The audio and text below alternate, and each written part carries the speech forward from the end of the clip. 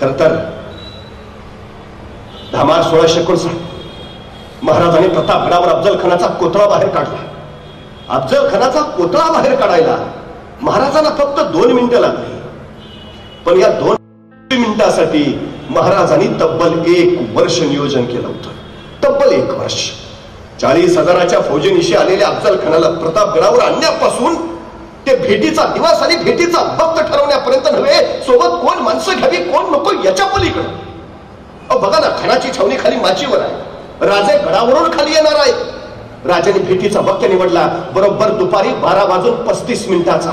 आता 12:35 का? कारण सूर्य बरोबर माथ्यावर येतो. मग आता सूर्य माथ्यावरच का? तर राजे गडावरून निघाले तर सूर्याच्या त्या लक्क प्रकाशात खानाची छावणी हालचाल स्पष्ट दिसावी. पण खानानं जर राजांकडे बघायचं म्हटलं तर सूर्याची किरण त्याच्या डोळ्यात घुसावी, त्याला काही दिसू नये. वक्त बरोबर दुपारी 12:35.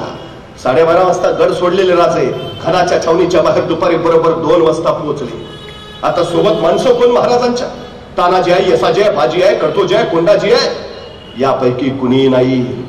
महाराजांनी या वक्ती घेतला जीवा महाला, या वक्ती सोबतीला घेतलाय संभाजी कावची. तुम्ही शिवचरित्र सगळं बघा, एक व्यक्ती परत महाराजांनी परत नाही वापरली, चुकून नाही. कुठलंही घ्या, एक चाल महाराजांनी पुन्हा नाही वापरली, कुठलीही घ्या. अफजल खानाला भेटून मारलं, पण शाहिस्ता खानाला लाल महालात जाऊन कापलं. प्रत्येक वेळी चाल वेगळी आहे, प्रत्येक वेळी माणसं वेगळी आहेत. जीवा महाला तुम्हाला प्रतापगडाच्या युद्धातच भेटेल, परत पन्हाळ्यावर नाही. कोंडाजी तुम्हाला पन्हाळ्यावरच दिसेल, तू पुरंदरावर नाही.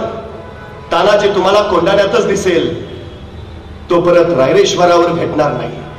प्रत्येक युद्धात प्रत्येक प्रसंगात महाराजांनी माणूस वापरलाय अचूक योग्य. कुठला माणूस कुठल्या वेळी कसा अचूक वापरावा याचं अद्भुत तत्वज्ञान महाराजांकडे आहे. महाराजांनी या वक्ती घेतला जीवा महाला का? कारण समोर सय्यद बंडा दानपट्टा फिरवणारा, त्याच्यासारखा दानपट्टा फिरवायचा मजा हवा फक्त जीवा. सोबत आहे संभाजी कावची हत्तीसारखा धिप्पाड. आता तोच का? कारण दस्तूरखुद्द अफजल खान तसा आहे. आखाड्यात पैलवान उतरवायचे झाले तर एकाच गटाचे असावेत, म्हणजे कुस्ती रंगते. माणसाची निरख आणि माणसांची पारख शिकावी ना, ती महाराजांकडनं. निघाले राजे आणि चालता चालता अचानक जीवा महालाला म्हणाले, जीवा कात्री आहे काय? आता जीवाला काय कळेना, अफजल खानाला मारायला निघाले, तलवार घेतली असेलच की, कात्री कशाला? महाराजांनी पुन्हा विचारला, जीवा कात्री आहे का? आता जीवा नाभिक समाजाचा. जीवा म्हणला, आहे की, काढ काढ. पण महाराज काढ रे. पण जीवा आमची दाढी बारीक कर, आमची दाढी बारीक कर, इतकी बारीक कर की अफजल खानाला हातात धरायची म्हटली तर त्याच्या हातात नाही आली पाहिजे. किती मायक्रो प्लॅनिंग आहे. निघाले महाराज, पण प्रत्येकाला नियोजनानुसार जबाबदारी वाटून दिली. जीवा महालाला सांगितलं, तू अफजल खानाकडे बघायचं नाहीस, तू माझ्याकडे तर अजिबात बघायचं नाहीस, तू कृष्णाजी भास्करांकडे बघायचं नाहीस, तू फक्त सय्यद बंडा बघायचा, फक्त आणि फक्त. संभाजी कावजीला सांगितलं, तू आत नको येऊस, तू शामियानाच्या बाहेरच उभा. आत काय चाललंय तुला देणं घेणं नाही, पण चुकून जर अफजल खान बाहेर आला तर त्याला जिवंत ठेवायचं नाही, एवढं मात्र लक्षात ठेव. प्रत्येकाला जबाबदारी वाटून दिली आणि राजे निघाले. शामियानात आले. यह शिवाजी करत अफजल खान उठून उभा राहिला तरी बाहू फायदावले. आओ शिवाजी राजे. आणि राजे अफजल खानाच्या पिटीत गेले. खानाची पिटी आवडली आणि त्यामुळे खानाची कटार राजाच्या अंदर कपडात सरतीशी निसटली. दगा चालवून भागणं निघाली. खूप असली भागणं खानाच्या पोटात. दगा करत खान कडातला. त्यातलं कृष्णाजी भास्कर धावला. राजाच्या मस्तकावर वार केला.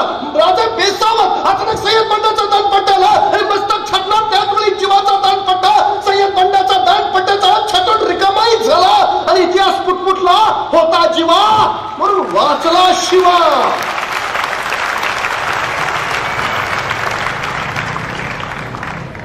प्रश्न फक्त एक आहे, जीवा महालाने फक्त 1 सेकंद उशीर केला असता तर, फक्त 1 सेकंद, फार नाही, फक्त 1 सेकंद,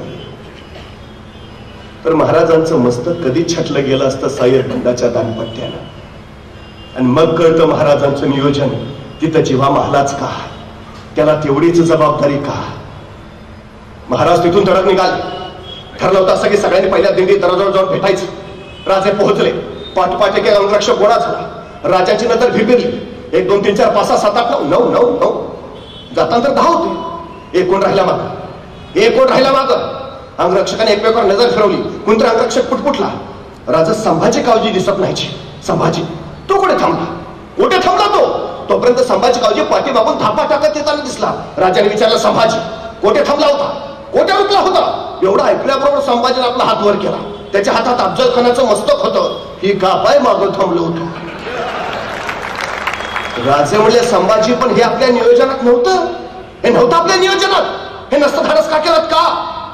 तर संभाजी म्हणला, राजा तुम्ही खानाच्या पोटात भावना खूप असली, पण म्हणलं मरतय का नाही म्हणून आणलं का? राजे म्हणले, संभाजी आम्ही खानाच्या पोटात जी भागणं का खूप असली त्याला जहरी जालिम विष लावलेलंच होतं. खान ऐसा तैसा वाचणार नव्हताच. मग हे नसतं धाडस का केलं? नियोजना बाहेर का केलं? संभाजी यदा कदाचित तुम्ही खानाचं मस्तक छट असताना पाठीमागून तुमच्या मस्तकावर कोणी वार केला असता तर काय जबाब दिला असता मी तुमच्या आईला? तुमच्या आई तर म्हणाली असती, शिवाजींनी स्वतःचा जीव वाचवला पण माझा लेख मात्र खर्ची घातला. नाही संभाजी, एक वेळा अफजल खान नाही मेला तरी चालेल, पण स्वराज्याचा एकही मावळा खर्ची पडता कामा नये. अरे पोटच्या पोरासारखं प्रेम केलं राजाने आपल्या सैनिकांवर. उगाच नाही म्हणून तर माणसं मरत राहिली स्वराज्यावर. आणि मावळ्यांच्या या शौर्यावरच तर उभा राहिलं रायगडावर 32 मनाचं स्वर्ण सिंहासन. पण हे फक्त शौर्यावर नव्हतं, हे चरित्र घडलं होतं चारित्र्यातून. शिवरायांचा सगळ्यात मोठा पैलू आहे. काही माणसं पराक्रमी असतात पण चारित्र्यशील असतातच असं नाही. काही माणसं चारित्र्यशील असतात पण ते पराक्रमी असतातच असं नाही. पण जो माणूस पराक्रमी आहे आणि पराकुटीचा चारित्र्य संपन्न आहे असा महापुरुष म्हणून शिवरायांनी शिवाय दुसरं नाव नाही. ही सगळ्यात महत्वाची गोष्ट.